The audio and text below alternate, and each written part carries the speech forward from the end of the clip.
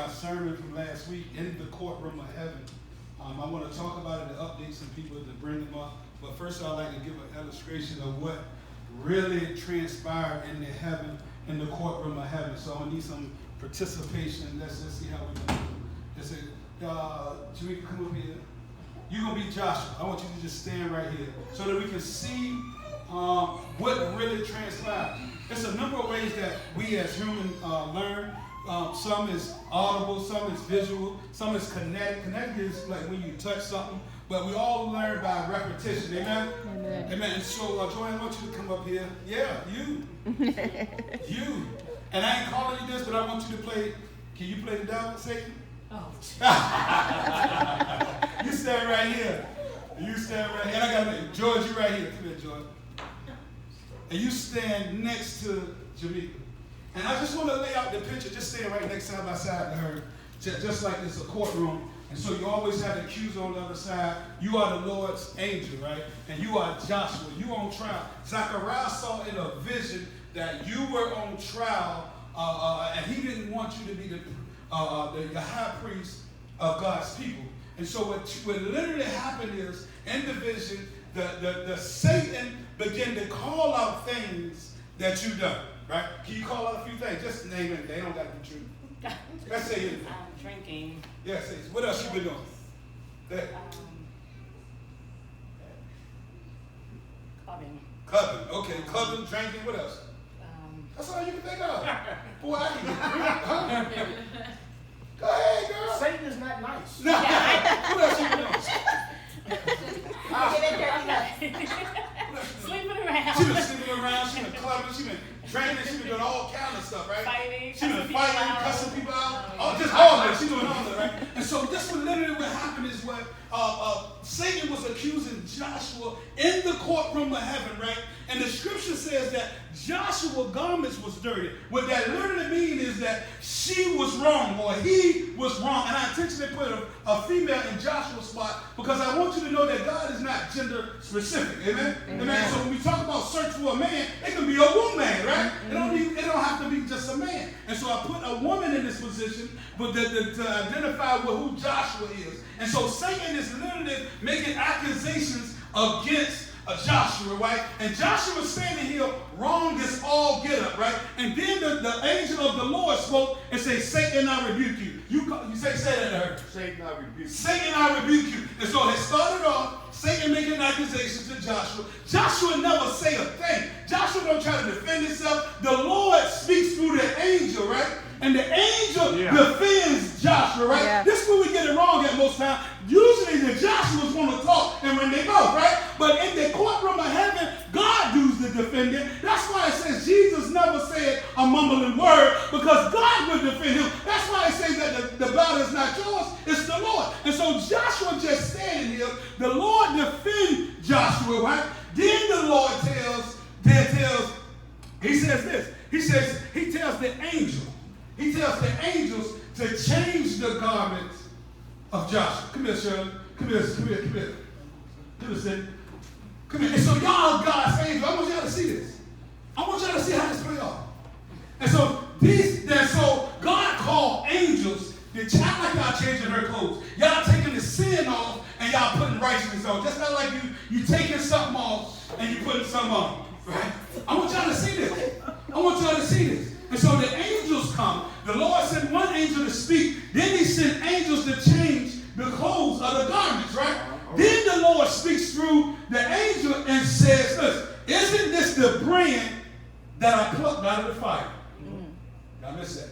And so George said, isn't this the brand that I plucked? Plucked out the fire. What that literally means is that no matter what the allegations you got, I cleansed that person. Wow. I changed the gospel of that person. Yeah. Now I brought that person out of the fire to be on fire. Amen? Yeah. And so then the God announced this. He says to Joshua, which was on trial, but he by his character and words and all that, God says this. He says, look, you will walk among them. What that mean? Now he's talking in the heavenly realm. The angels just came here. So now he went from being on trial to being elevated. Huh? And so now Joshua going to walk amongst the angels that just cleaned them up. And so he'll have multi-dimensional in the earth and be a Got that. Did y'all get that? Did y'all get that? Did y'all get that? And so what literally happens is, in the courtroom of heaven, God defends you. And most of us got many wrongs or many things we've done, but because of the assignment on our life, God still covers us. Yes. He still protects us. And he have used us even when we was flawed and messed up. Amen? Amen. Amen. And so last week I covered Zechariah 3-10, and I talked about the courtroom of heaven of being a real place that believers have access through prayer and intercession through the Holy Ghost, right? And it's a place where God governs his court system as a sovereign judge. He hears our circumstances and he answers us according to his governmental system. Later I'll talk about that, but it's a governmental system that God go by, not an earthly system. And so it talks about how he ruled by his governmental system. And in the courtroom of heaven, Satan had grounds to dispute the works of Joshua as a high priest. But the Lord rebuked him, right? And silenced Satan because Joshua is God's choice. Y'all missed that. Say God's choice. God's choice. When God called you to a thing, a man can't take you away from the thing. Whatever door God opened, no man can shut. Whatever door God shut, no man can open. And so when God called you to a thing, he'll get you through the thing. Yeah. And so Joshua, what we found out is that Joshua not only represents himself, he represents Jerusalem. He represents the people. And I told you, it's never about you. It's about the people that's connected to you. It's about your family. It's about generations. It's about your community. It's just never about you. And if you ever make it personal, you'll be messed up and Satan will whoop you to death. And so while Joshua was standing there being accused, he's not even just being accused for himself. He is accusing everybody that's connected to Joshua, that Joshua's supposed to speak a word in their life. Right? And so Joshua, so what we learned was this: you are still useful. No matter what you've been through, no matter what you go through, no matter where you at in this current, in this present time, you are still useful. God can still get the use out of you. God can, you can be in trouble all jacked up, and God can still use you. We learned that God used ungodly men all the time. Despite what the church folks say, God didn't use people. And that's why Paul said, not that I preach the word and people get saved, not that I'll be a castaway. Because God got a position for you, you will fill that position. Yeah.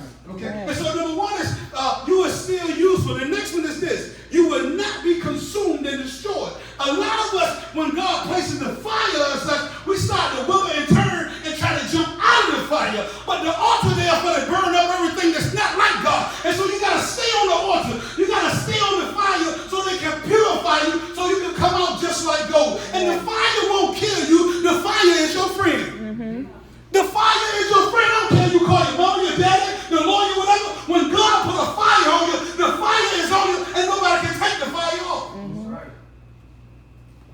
And so number one was you still useful. The next one was you will not be consumed or destroyed. You can't die. If you submit your will to God, you cannot die. I don't care how many mistakes you make along the way, you cannot die. People say, look, the enemy should have killed me when I was out there. Well, he couldn't kill you because you got a purpose. No matter how wrong you was, he still couldn't destroy you.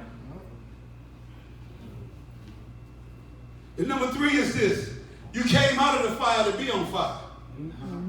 You came out of the fire to be on fire. If you're going to be effective to a community, a family, or to a people, you're going to have to possess the fire of God. You're going to have a zeal for God. They're going to have to see something good in you. You can't walk around and say you're a Christian and you say it all the time. Who want that kind of God? Who you going to impress on? Who want that kind of? You're not representing God. That's right. And so God brings you on the fire to be on the fire. And that's the spot. It don't matter what you're going through.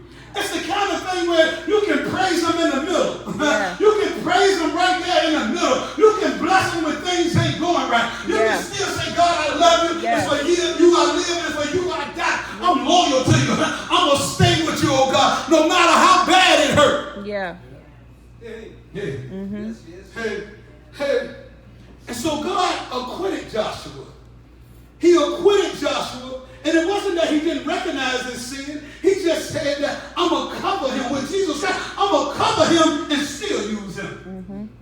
I'm going to cover him and I'm still going to use him. And so was that he would continue to serve as a high priest. He would be diligent if he stay obedient to God. And so he said, if you stay obedient to me, if your heart is still for me, if you still put my things first, I'll cause you to rule, I'll cause you to govern, and I'll cause you to guard my house. And I told y'all about guarding somebody's house. When you guard, so Jason, when he got cameras for his house, because he wanted to guard his house because of the possessions that are in his house, right? And so whenever you got precious possessions and treasure, you guard the house. The one thing about it is that God gonna give a human man the ability to guard his house. What do you mean? He said, don't let no junk in my house, don't let no foolishness in my house. You keep my ways, you keep my standards, and you stand at the door and you guard the house. Yeah, that's right.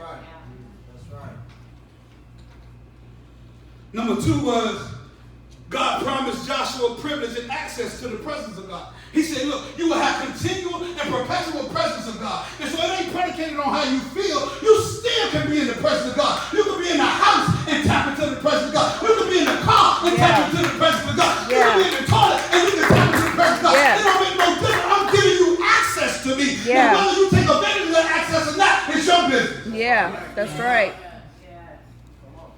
It's your business. So he said, I'm giving you access. All of us as believers, New Testament believers, have access to the same God that somebody else got. That's why no sense of getting jealous about him, because if God uses them, God can use you too. If God did it for them, he can do it for you too. That's why you got the same access, the same privilege. You can pray the same, you can read the same Bible, and you can worship the same God if you want to. Yeah, that's right. And then he said, you will walk among these who stand here. He said you're going to have access in another realm, a spiritual realm. You're not only going to be in the material room, the physical room, you're going to make change, but you're going to have conversation with angels. You're going to get keys and strategies from a heavenly place. You're going to get downloads that's out of this world. You're going to get ideas that's out of this world. You're going to have information that's out of this world. And people are going to wonder, how do you get the information? It's because you're in the place with angels. Yeah, that's right. Yeah. You're in the place with angels. And so in the courtroom of heaven, you are being affirmed. Even as the ignorant is making accusations. A lot of times we spend our time trying to be affirmed by people. Mm-hmm. Whole life. Wanting somebody to affirm us. Let me help you out a little bit. When God affirms you, you don't need no man to affirm you. No man. Despite what the accusations may be, God still affirms you. And a lot of times we feel guilty because of the stuff we did, and we don't even walk in the affirmation of God because we stuck on ourselves. Mm-hmm. And so when God forgives you, you got to forgive yourself. Mm-hmm. You got to forgive yourself. You got to walk into yourself. You can step right in, no matter how far you went away, no matter how long you went away. That don't even make no difference because God's still waiting on you. You're just one step away of being in the access in the presence of God. Mm-hmm. We got that, right? Put the scriptures up here. And so I want to talk about this from another perspective. God gave me this, and Brian touched on it in Bible study on Tuesday. We talked about the courtroom of heaven, and I was sitting home last week, and God began to tell me that the cross was the courtroom of heaven. Mm. The cross was a picture of the same thing that happened in heaven to Joshua. Jesus being accused of things that he didn't even do, right? By the enemies, and they crucified him, but God still raised him up from the cross. Mm-hmm. The courtroom of heaven. And so I read Colossians 2, verse 14 and 15. It says, having canceled and blotted out and wiped away the handwriting of the note, bond, with its legal decrees and demands which was enforced and stood against us, hostile to us, this note with its regulations, decrees, and demands, he set aside and cleared completely out of our way by nailing it to his cross. Mm-hmm. This is bad. Y'all got to catch this. God disarmed the principalities and the powers that were raised against us and made a bold display and public example of them and triumphing over them in him and in it, the cross. Mm-hmm. God, y'all got to catch this. Because listen, you'll be saved and a slave if you'll never let you free. Mm-hmm. you'll be saved and a slave if you don't realize that you're already free. Mm-hmm. And whom the Son sets free is what? Free indeed. It's free indeed. And so as we go into the book of Colossians, and I'm going to be really quick, they start talking about legal things. Things that gave you access to God in times past. They're talking about the law. We call it the Mosaic law and all these things. And so when we hear into this chapter, they're talking about circumcision, right? They talk about the foreskin. It was a requirement at a specific age to get circumcised, and that meant that you was in the family when you get circumcised. But that's going away now, because now God gives us the circumcision of the heart. Mm-hmm. Yeah. The circumcision in the heart, and then we belong to him. The second thing that they went to baptism, right? And y'all know what baptism identifies as. It identifies with an appropriation with death, burial, and resurrection with Christ. And so it started talking about the legal aspects of baptism. And I'm going to say this right now. Baptism don't make you get saved, but you get saved because, and then you get baptized. Mm-hmm. Or it can happen at the same time. Mm-hmm. It can happen at the same time, but it's literally some people think if they go into, and I was one of them, and it didn't happen for me. I thought I'd go in the water and I'm going to be changed. Yeah. Right? But what it's saying is that God changed you for, even if you don't see the results of it right now, if it don't manifest, he changed you first, and then you get baptized, right? Yes. Right? And so you can go in the water dry and come out wet, and that's it. Amen? And so we're talking about the leader, which is important because Jesus is one of the sacraments that Jesus gave us to do, is to get baptized. And so if you haven't been baptized, get baptized. But baptized won't make you saved if you ain't saved. Mm-hmm. Y'all understand that, right? Mm-hmm. All right. The next thing it talked about, the legal right was talking about, was resurrection. It was speaking of a past event. For Christ had been raised, so also everybody that's inside of him are already raised. That means when Jesus got up, you got up. Mm-hmm. That means when he got up with all power, you got up with all power. Mm-hmm. That means when he conquered sin, sickness, and death, you conquered it too, right? Mm-hmm. And so if you never really understand that you are already a winner, you'll always be a loser. Mm. I'm talking. And so what that means is I'm in him, and so he got up, so I'm victorious because he's victorious. I'm not righteous because of me. I'm righteous because it's his righteousness that's bestowed and been imputed upon me. Mm-hmm. And so it talks about the resurrection. And so check your life and see, have you been resurrected? Have you been raised? Some people have been resuscitated and not been resurrected. Resuscitated and resurrection ain't the same thing. Because when you come out resurrected, you're a new man. Huh? When you come out resuscitated, it just blows air in your lungs. Yeah.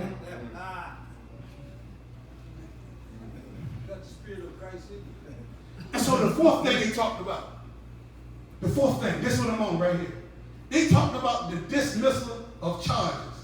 Look, I want to get this. If you ever been in court, you want to it's all gone. If you ever been in court, well, that's what you want to hear. When he talk about dismissal of charges, I say, good God Almighty, I'm guilty, and you're going to dismiss the charges. Anybody know what that feel like? Yeah. God, that's a good feeling, man. Yeah. It's a good feeling. And so he's talking about the charges against us.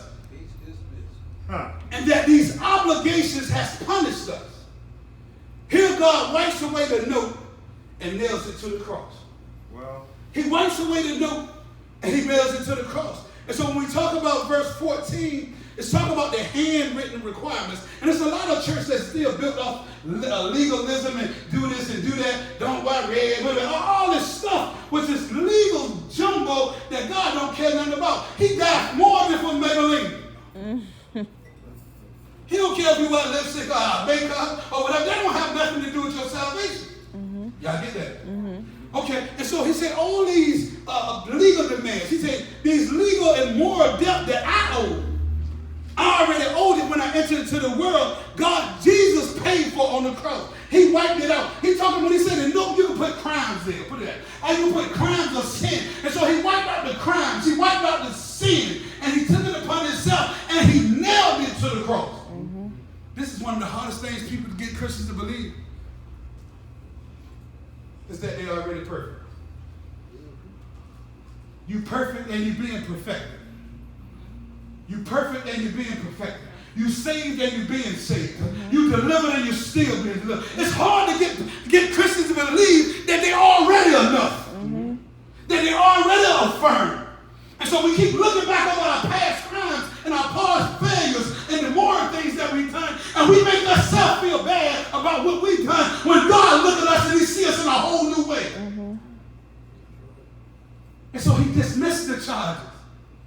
He dismissed the charges.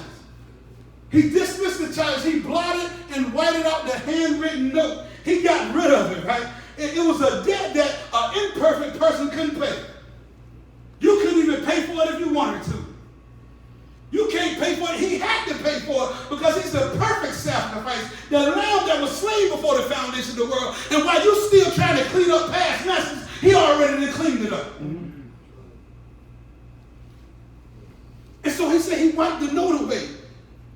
He wiped away. He took the payment away. The Bible said he stood proxy for us. He stood in our stead. He did it because we couldn't do it. What we couldn't do, he did on the cross, and he called it grace. Yeah. And it's paid for. And we keep praying and taking in our mind, beating ourselves up, and getting down and depressed when it's already paid for. Yeah.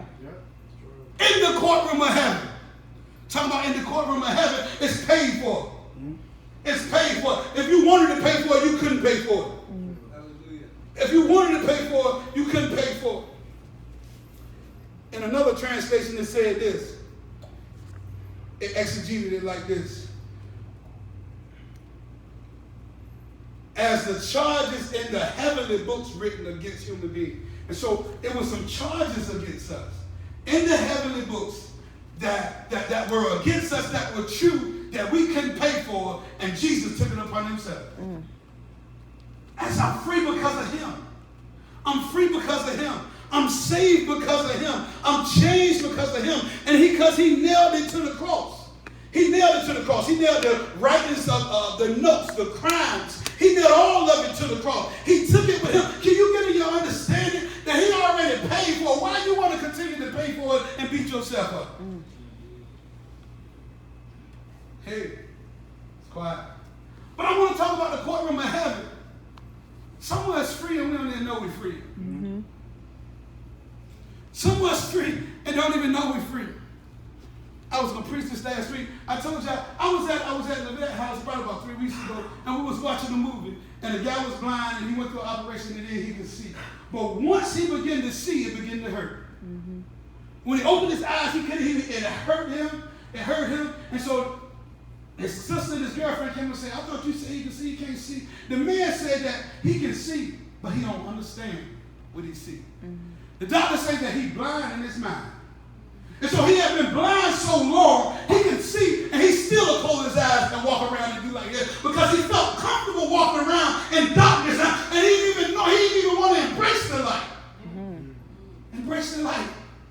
Someone's been there so long that it's so familiar, and it ain't good for us, and it's traumatic, and all that, but we still keep running back to it because we're blind in our mind. Mm-hmm. We're blind in our mind. And so in the courtroom of heaven, God has already paid the price. He's talking about in the earth realm. What he did on the cross is a symbolic to the physical realm. He paid for it.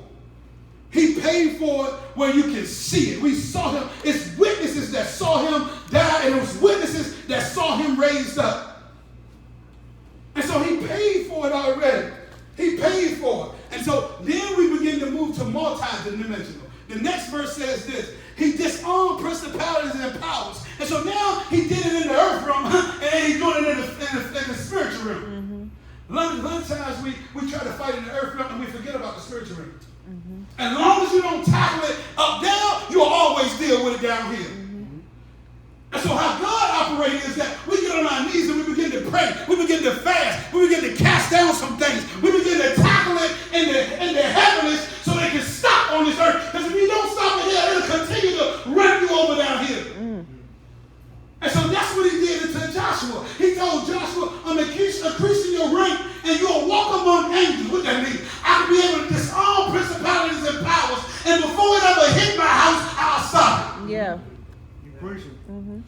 Before it ever hit my house, I'll stop it. Because I'm engaged in the activity that's happening in the spiritual realm, and I can hear what the Spirit is saying. And I know they're coming after me, and I can hear them coming after me, and I'll stop them in their track. Yeah. Can y'all get this? Please, can y'all get this? Please, can y'all get this? And so he disarmed. This term is akin to he undressed, he stripped off, he divested himself of the principalities and powers. What I'm saying is that even if you're real smart and you get it all lined up down here by manipulating, you're still in trouble in heaven. Man wisdom won't do this.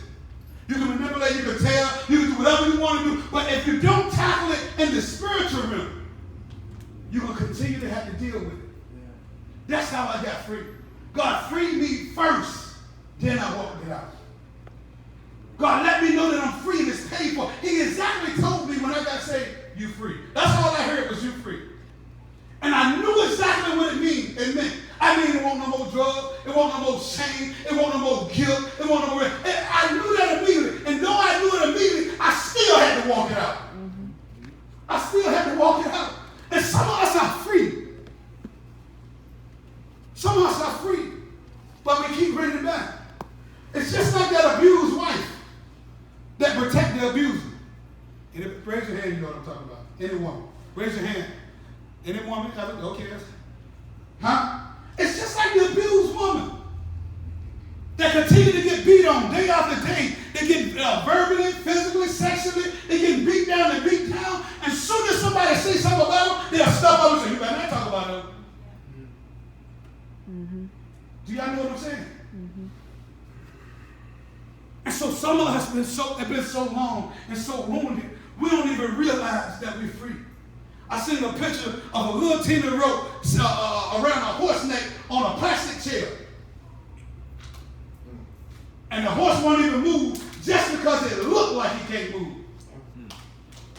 Some of us are standing there. God got greater purpose for us. He got greater destiny for us. He dismantled the note. You don't got to be in all the rituals and all that church stuff. God has dismantled that. You free in Jesus Christ. And he handled it with the principalities. And all you got to do is step out. Step out, baby. Step out. You are nothing can destroy you. I know you're scared. I know it's unfamiliar. But if you step out, you will understand what God called you to be.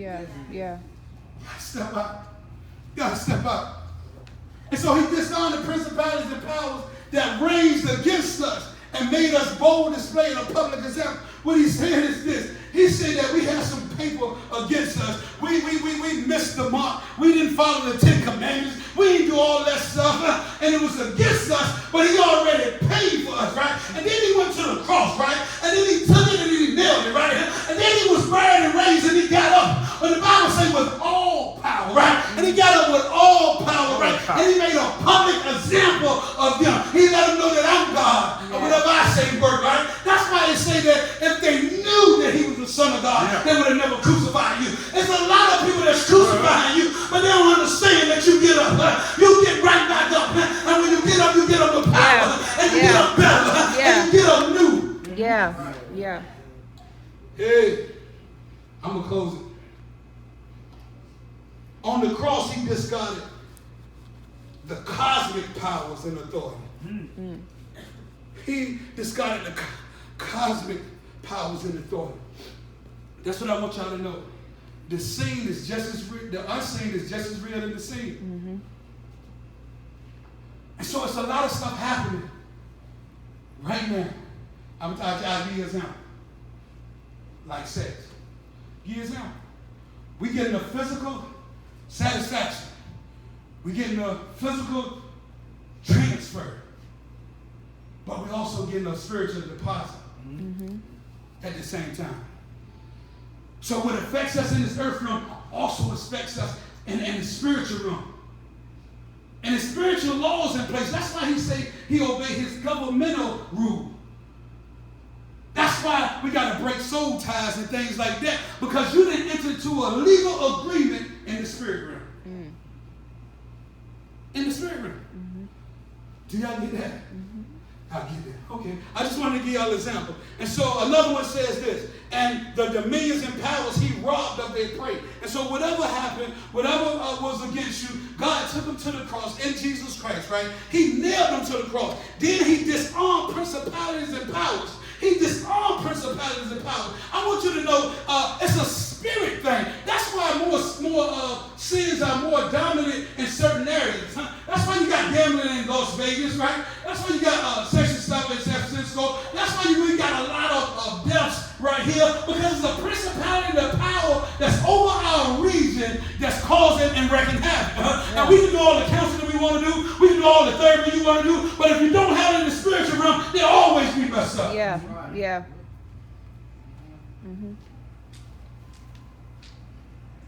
And so he took care of the seen and the unseen room, multi-dimensional. And when you talk about principalities and power, you're talking about hostile angelic beings that don't have the same weapons to use against Christians that they have against those that are not in Christ. And so they can't do to us what they do to a non-believer. Romans say it this way, 8:38. For I am persuaded that neither death, nor life, nor angels, nor principalities, nor powers, nor things present, nor things to come can separate me from God. And so if you get this in your mind, it don't matter if it's death, it don't matter if it's life, if it's angels, if it's principalities, the power, the present things to come, things that pass, nothing can separate me from the love of God. Yeah. Yeah. Nothing can separate me from the love. Ephesians says it this way, and I'm going to close. Far above principalities and powers and might and dominion, and every name that is named, not only in this world, but also in the world to come. And so what you understand is that we far above principalities and powers. They don't have no authority in our life. And if we stay seated in him, far above principalities and powers, then we'll be all right. But it's the point when we come down, and we want to entertain people's thoughts. We want to see what's happening. We want to conversate with people that ain't right. That's when we get jacked up. But if you stay seated, you're seated in heavenly places, and nothing can touch you. Yeah. Nothing can touch you. Play some music, baby.